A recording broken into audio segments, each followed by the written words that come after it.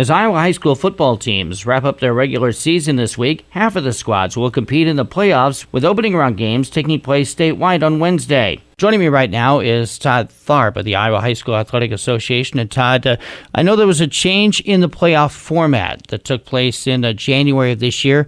Tell us about that change and how it came about. One of the main changes that your listeners out there are going to see is they're not going to see the bracket for any of the classes that they've been used to seeing for the last 4 years.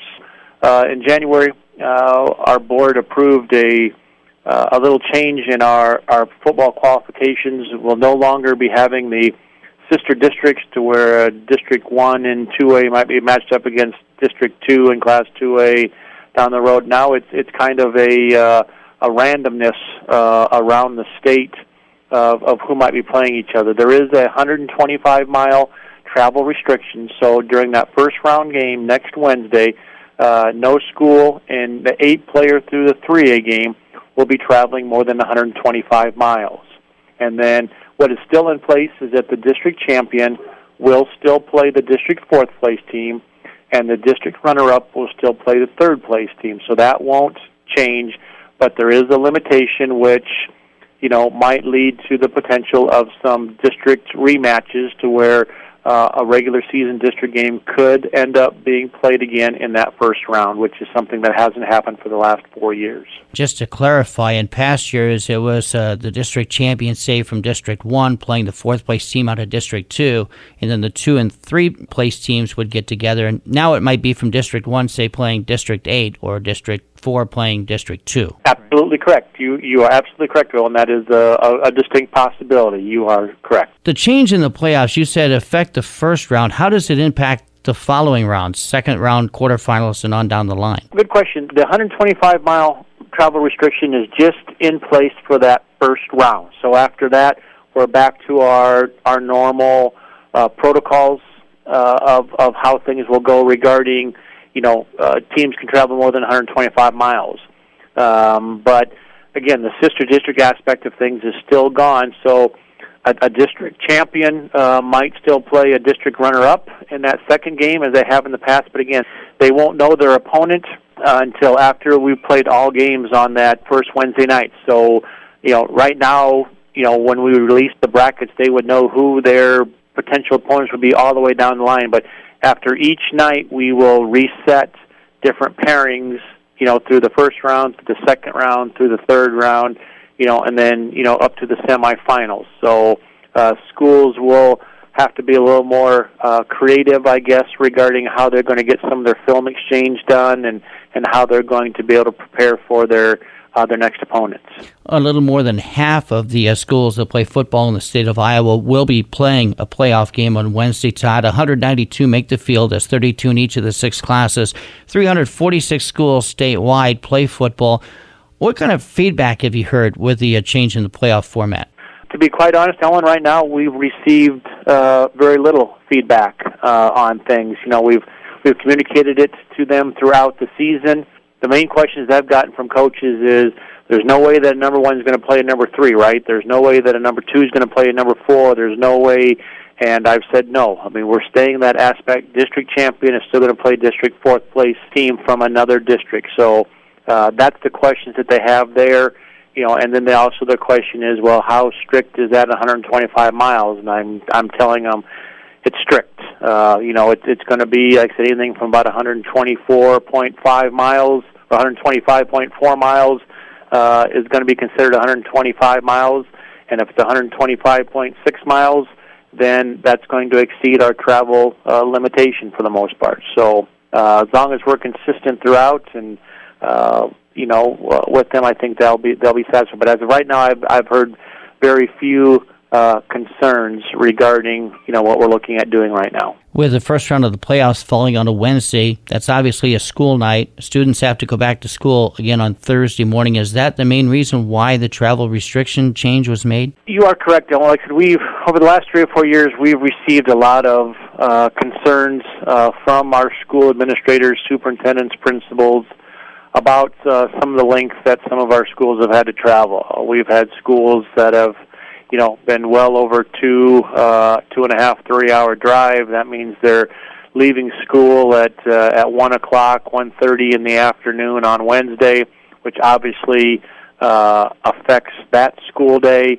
They're going to a game. They're not maybe getting back until 1 or 2 o'clock in the morning, trying to get to school the next day. School is starting late, so basically it's kind of affected 2 days of their school year for the most part. So and superintendents and principals shared with us those concerns about the student part of student athletes. So we listened to them and have tried to come up here with a plan here to where that first round game 125 miles is still a long ways, and a lot of schools that you would think, wow, I thought it'd be more than 125 miles, but looking at trips, it does not affect as many as you think it possibly would anyway. Do you anticipate any problems with the playoff format change? I do not. Like I said, everybody's going to get a game.